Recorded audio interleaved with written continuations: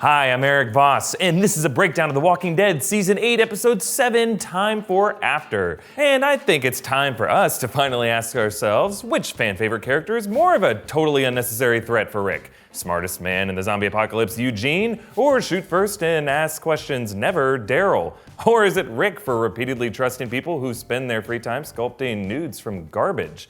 As always, I'm going to break down all the interesting stuff I noticed this episode, some connections to the past episodes and stuff in the comics, and parallels to history, and possible explanations for where things are headed next week's mid-season finale. So let's once again start with the big question brought to us by Jacqueline on Twitter. Yeah, what was going on with Eugene in his final scene there? Like, why was he throwing up that wine? Was he poisoned? Okay, let's break down the different options here.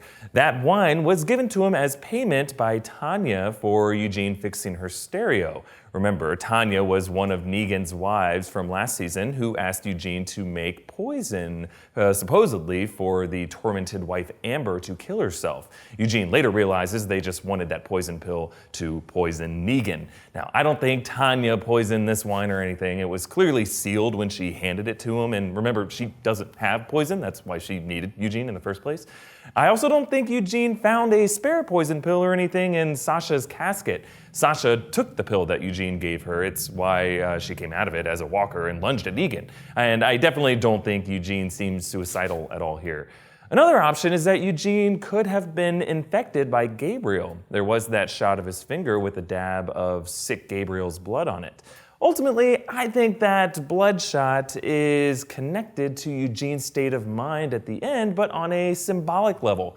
To me, this shot suggests that Eugene has blood on his hands. He feels extreme guilt for Sasha's death and for the death he's about to bring his old friends by helping Negan. At the same time, the horror of seeing the walkers attacking Savior workers rattled him so much that he keeps Dwight's treason a secret from Negan, else have another person's blood on his hands. So all this pressure tortures Eugene so much that he has to drown himself in wine just to get some sleep. But he's too queasy to keep anything down.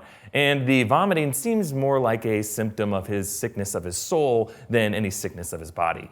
Now, I know you guys have more questions, and I'll get to them as I go through the other stuff I noticed, starting with some parallels to past episodes and our segment, Callbacks. Okay, right at the top of the episode, I was interested to see Jadis using this old-timey flashbulb camera to take pictures of Rick. Now, I suppose she wanted a photograph of Rick's body to sculpt from, and this other guy's sketches wouldn't have been lifelike enough, whatever. Now, I know I keep pointing this out, but people keep snapping photos of each other throughout the season. It's kind of a recurring thing, and this one is kind of a reflection of Rick previously taking Polaroids of the Saviors as proof of their retreat for Jadis to see.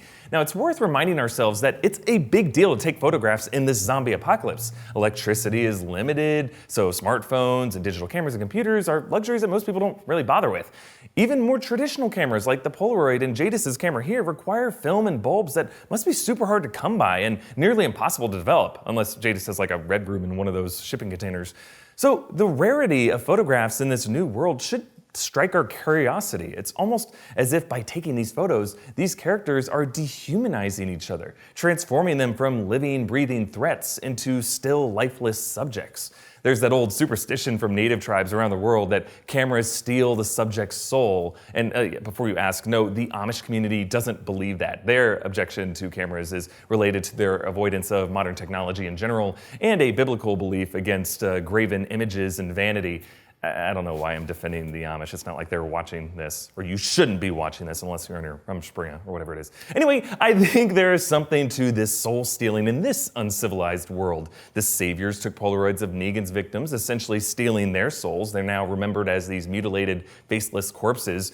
Rick kind of stole Negan's soul by taking a Polaroid of him in defeat, maybe the only image of this man looking less than almighty. And now Jadis is trying to steal Rick's soul, stripping him down, turning him into a statue in her collection. Okay, later when Dwight tries to turn Eugene, he reminds him of Negan's barbarism, the screams, the smell of burning skin. Dwight is calling back Mark from last season, whom Negan burned with an iron to the face, just like Dwight was in the past. And if you look closely, the immediate next scene shows us Mark. He passes the camera and you can see the burn scars on his face. And then when he passes Eugene, Eugene doesn't react at all. He just keeps staring at the threat of the walkers outside, showing us us how early on, Eugene is still completely unsympathetic to Negan's sadism. It's still about survival for him. Later, when Eugene raids Sasha's coffin for his iPod, remember, Eugene gave Sasha this iPod along with that poison pill in her final moments in last season's finale. And it's worth pointing out that the most recent song on that iPod was Donny Hathaway's Someday We'll All Be Free. It was an interesting song choice for Sasha, a tortured captive longing to free herself from this world. And now that song kind of applies to Eugene's state of mind as well, a captive who's longing to be free in his own way of thinking. Eugene says to Dwight, a chomp down on your chode, and Dwight looks down. Yeah, that was a callback to season 6 when Eugene bit Dwight on the dick to escape capture. And we got a few callbacks to Rick's first encounter with the scavengers in season 7. Jadis forces Rick to fight this walker that has a helmet on. Looks like a round 2 version of Winslow from last season, maybe like Winslow Jr. Rick and Jadis also repeat their haggling game. In previous bargains, it ended with Rick taking a bad deal, being forced to say yes, and now it ends with Jadis settling with Rick's initial offer. Jadis also makes a callback to wanting to lay with Rick, something she brought up in last season's finale. Here she wants to sculpt him like one of her French girls, but yeah, Rick's not having it. Okay, let's move on to some of the cultural and historical influences on this episode and our segment Under the Influence. Okay, early in the episode, Rick tells Jadis, quote, "You can join us or you can die." Now this reminded me a lot of the famous Join or Die political cartoon by Benjamin Franklin, which was used as propaganda to unite the American colonies in the years leading up to the American Revolutionary War. Now, this one detail kind of sent me into a tailspin of historical parallels this episode. Last season, I compared Rick's war effort to that of the American Continental Army, and now I think Rick's struggles and a lot of these characters have interesting historical counterparts in that time period. Let's start with Rick. Now, Rick is kind of the George Washington figure, the commander-in-chief of the Continental Congress, forging precarious alliances to fight a war of attrition to gain independence from a tyrant. Rick's alliance with the scavengers, who are large in number and unfamiliar in their language and culture, reflects the Americans' alliance with the French, a rival power who spoke a different language, but was totally necessary for victory. Later, Washington would have to temper his friendship with the French, blocking them from enlisting American militia in their own revolution and refusing to pick a side in their war with England, suggesting Rick's alliance with the scavengers here may also be based on short-term opportunism. Washington also had rivals to his authority from within his ranks. Chief among them was General Horatio Gates, who won a decisive victory at Saratoga, convincing the French to support the Americans. Washington was frustrated by Gates' ambition to oust him as commander-in-chief, and I think the closest parallel to Gates is Daryl. Like Gates with Washington, Daryl has butted heads with his commander, defying him with a more rushed war strategy. That defiance led Daryl to end the Savior's blockade around them in Sanctuary and swarm the Sanctuary with walkers, throwing a wrench into Rick's alliance with the scavengers. Now, I get it, guys, we all love Daryl, but this unilateral charge was selfish, stupid, and strategically catastrophic. Historically, it echoes Gates in the Battle of Camden, one of the most humiliating defeats for the Americans during the Revolutionary War. He took a direct route into British territory, feeling cocky after those recent wins at Saratoga. But Gates' forces were ultimately devastated, leaving Gates fleeing 180 miles on horseback and being labeled a coward for the rest of his life. Now, I think the parallels with Daryl end there. I don't see Daryl being a deserter, but his aggression and his disrespect to Rick Washington makes him very Gatesian in my eyes. We can also apply this historical parallel to the men behind enemy lines. Dwight, as a spy for Rick and Daryl, parallels figures like Hercules Mulligan, up in there loving it, yes, he heard your mother say, come again. It's a Hamilton reference, just listen to the soundtrack, it's great. Hercules Mulligan was one of Washington's many spies within the British ranks. He worked as a tailor for British officers, and he passed along information that he overheard about their movements that ultimately saved Washington's life at one point. Dwight has done similar espionage, of course, to help Rick and Daryl, has saved their asses many times. And that leaves Eugene, the true Benedict Arnold of this war. Now, Arnold was the American general who secretly plotted against Washington and then defected and joined the British. He's considered one of the greatest traitors in American history. However, Eugene's ingenuity actually seems largely inspired by someone else, the founding father that opened this whole line of thinking for me, Benjamin Franklin. Like Franklin, Eugene is remarkably gifted as an engineer who comes up with clever, practical solutions to problems. We even see Eugene doing a kind of kite experiment in this episode. Like, how Franklin can you get? Now, during this experiment, Eugene describes this device, a remote control glider strapped with an amplified iPod to lead away the walker horde, and he uses the term Pied Piper. Okay, Pied Piper is a common term referencing the German legend of the Pied Piper of Hamelin, where a piper wearing colorful clothes was hired by a town to play his magical pipe and lure the rats out of the town, but when the citizens refused to pay him for his service, he uses the same magical pipe to lure away their children. Yes, German folklore is super creepy. Okay, we could see a similar thing happening with Eugene, right? Like maybe when his services to lure away these walker rats go unrewarded by Negan, Eugene will use his abilities to turn on him. That's right, Eugene Porter, a genius oddball with a head full of great ideas to help your community, who will come for your children if you wrong him. Moving on, there are a few interesting details in the visuals of this episode. So let's look closely at some of these shots with our segment, Zoom and Enhance. Okay, first, check out this shot of Eugene sitting beside Gabriel in his medical bed. Now, the light that pours in through the window here has this angelic quality that gives Gabriel, who, by the way, is named after the angel Gabriel, some divine authority in this scene. It's interesting how Gabriel challenges Eugene as a man of science to explain the dead rising as anything other than a miracle, proof of a higher power and the limitations of science. Now, it's not common for this show to depict the zombie apocalypse as a good thing, but remember, resurrection has a totally different meaning to a man of faith like Gabriel. In the New Testament, Jesus resurrected Lazarus, he resurrected himself, and the dead rising again is also a sign from the book of Revelation of the end of the world, but nevertheless, Gabriel can use resurrection as evidence that his faith-based life means something. Another detail I like, notice how Eugene talks through his experiment and he records himself on tape. And they make sure to include this close-up of the tape recorder as Eugene flings it around his side. And notice how we never see Eugene turn off the record switch when Dwight drops in on him.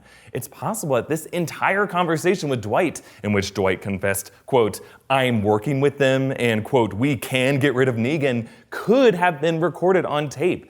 Now, of course, it sounds like Eugene wasn't ready to rat out Dwight to Negan, but this tape could end up blowing Dwight's entire operation wide open, whether or not Eugene chooses to do it intentionally. The last visual detail pertains to something that happens way later in the comics, and if you haven't read the comics and you don't want to know and you don't want to get spoiled, don't worry, just skip to this time. All right, cool, all good? Okay, at the end of the episode, Rick stumbles upon the corpse of a guy who had stumbled down a lookout ladder, who's now hanging by his feet as walkers feed on him. This is similar to how a major character dies in the comics, long after the war with the Saviors. Now, I don't need to tell you who exactly, you can actually look it up if you want. I'm just interested in the deaths themselves being similar. Now, there have been other moments this season that seem like possible nods to memorable comic deaths. Heads on spikes, gallows, and I'm wondering if the writers are slipping these in just for us comic readers to tease what's to come. We will see. Now, before I move on to the deeper meaning of this episode, one of my favorite questions I got on Twitter came from Bacon Man. Do walkers poop? And then Jeremiah requested to answer this in theory time. So, you know what? Sure, I am fascinated by this subject. So let's theory time the shit out of this question. Yeah, pun intended. So the question of the walker's biology and digestive cycle has come up before, with whether or not they poop ranking near the top of all zombie-related search queries. Grantland actually published a really good article answering this very question, and you should definitely read it. But to summarize, there are a few ways to look at this. According to the Zombie Survival Guide, Complete Protection from the Living Dead, zombies do not digest human flesh, like their stomachs and their intestines don't extract nutrients and then excrete waste the way living humans do. Instead, the rotting human meat, according to this book, just gradually fills up inside of them until the zombies explode. In which case, maybe some of that flesh comes out of their booty hole. Gross. However, more scientific analyses have pointed out that the zombie virus likely only affects areas of the brain that do not control digestion, which instead is controlled by the enteric nervous system throughout the body. So, theoretically, if the walkers are capable of walking and clawing and biting, they're also capable of digesting and pooping. We also saw Rick and Daryl open up a walker's belly in Season 2 and search for Sophia's remains, so it's safe to assume that in the Walking Dead universe at least, these walkers do process food the way living bodies do. In which case, to answer your question, Bacon Man, yes, these walkers are probably constantly shitting themselves. Get a whiff of that. Okay, let's grow up here and move on to the deeper meaning of this episode, titled Time for After. Now, it's a reference to Jadis's threatening words to Rick, essentially answering the question that he had earlier this episode of what is after. In this episode, after is defined as when the shit hits the fan. God, I really can't shake off shit. Thanks a lot, Bacon Man. After is the price that you pay when your careful scheming blows up in your face. So for Rick, his scheme to reapproach the scavengers blows up in his face when they throw him to Winslow Jr. He overcomes this obstacle through his own personal survival skills, but his failure to command respect and obedience from his ranks, namely Daryl, causes this overall scheme to also blow up in his face. This also applies to Eugene this episode. Eugene is a meticulous schemer. He devised security measures for the sanctuary, he sussed out Dwight as a spy, he engineered a new aerial fat lady, and he apparently came up with a new escape solution that we haven't seen yet. But his after is the emotional toll that this scheming takes on his soul as he watches more and more people go, to use his word, horizontal. For Eugene, Rick, and all these characters, a time comes when you pay this toll, and this episode begins that time for after. Okay, let's check in on this week's kill count. Although Rick showed off some pretty heroic scrambling to turn the tables on the scavengers, the deadliest this episode was Daryl, who took out at least a dozen walkers when he mowed them down with a truck, and another countless number of savior workers when those walkers spread into the sanctuary. So let's put his kill count at 20 at least. And this season, we're seeing how those higher numbers don't necessarily make a character productive. In this case, those 20 plus deaths actually did more to undo Rick's overall strategy. Never thought I would side with characters who back away from conflict like Rosita and Michonne did this episode, but they proved themselves to be far more sensible. So a question for you guys, do you think Daryl deserves to be ousted or sidelined after this strategic blunder? And let's make some death predictions before next week's mid-season finale. Which character do you think is most likely to die of this group? Let's see, Morgan, Dwight, Eugene, Gabriel, or Gregory?